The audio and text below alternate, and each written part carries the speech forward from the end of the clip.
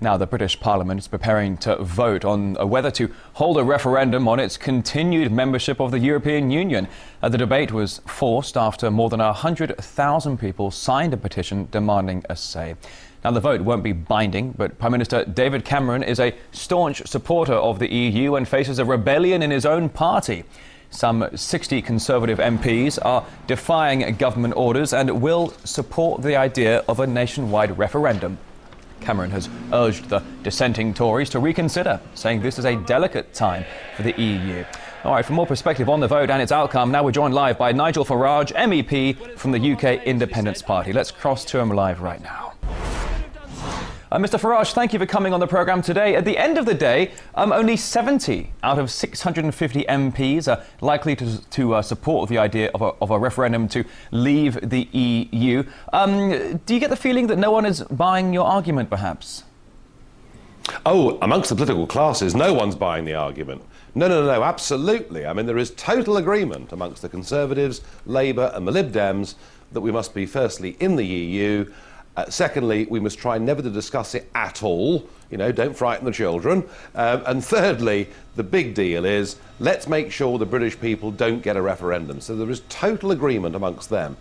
But the UKIP argument is resonating in the country in a way that it never did before. You see, when we talk about the EU or Europe, call it what you will, we're not talking about Article 136, subsection 2. We're not talking about some terribly technical detail. What we're talking about is open border, unlimited immigration into Britain.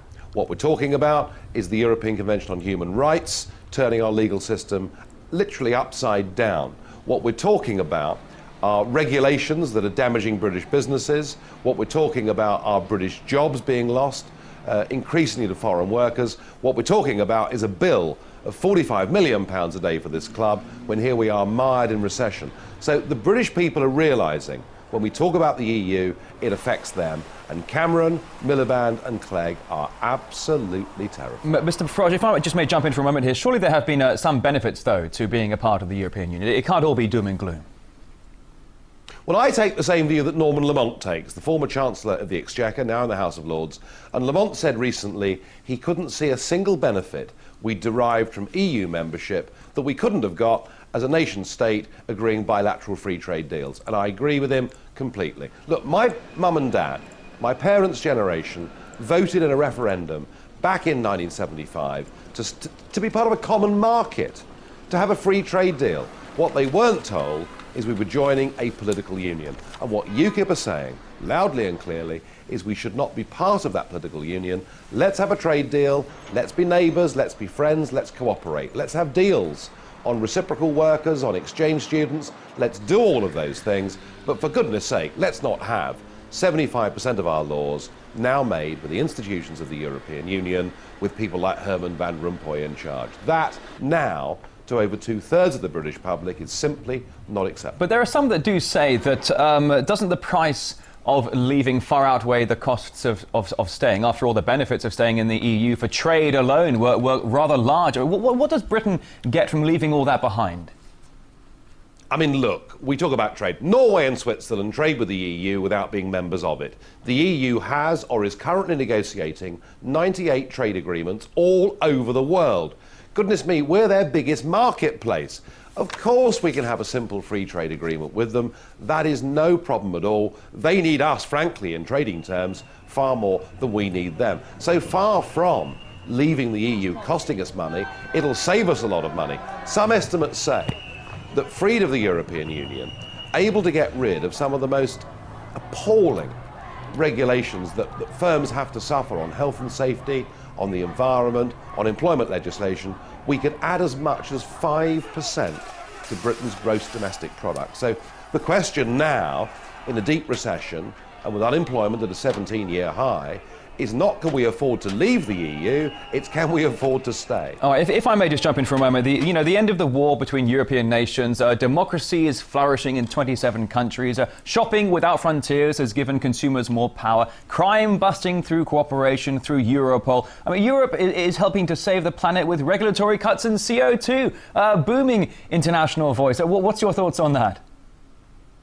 We had Interpol in the 1920s. where the police forces of European countries agreed to cooperate together. Why do we need Europol? You see, it sums it up. I want a Europe where we cooperate together and work together and sign agreements together, not a Europe where we hand over the ability to make those decisions to a group of unelected bureaucrats. And on the argument of peace, which now the EU supporters have fallen back on because all their other arguments, frankly, have failed, look, what kept the peace in Europe after 1945 was not the EU. That didn't come along for many, many years. What kept the peace was NATO, an example of states cooperating together.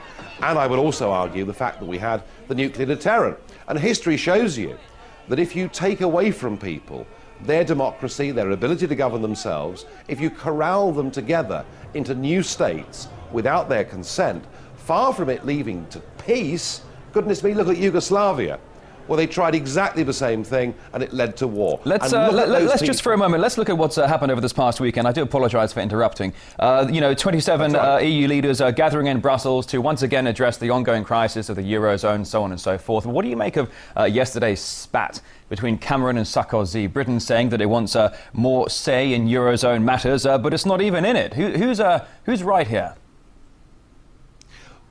You know, the strange irony with the whole Eurozone project is that what it's done, far from bringing people closer together, it's pushed people further apart. Not just with Sarkozy being rude to Cameron. We now have the Greeks abusing the Germans. They now burn EU flags in Athens openly with swastikas drawn on them.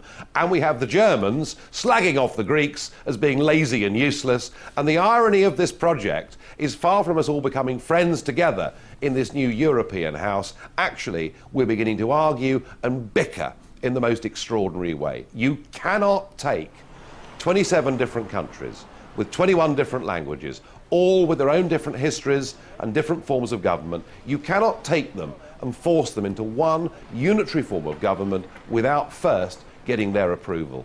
That approval has never been given, and the European project actually is dying as we look at it.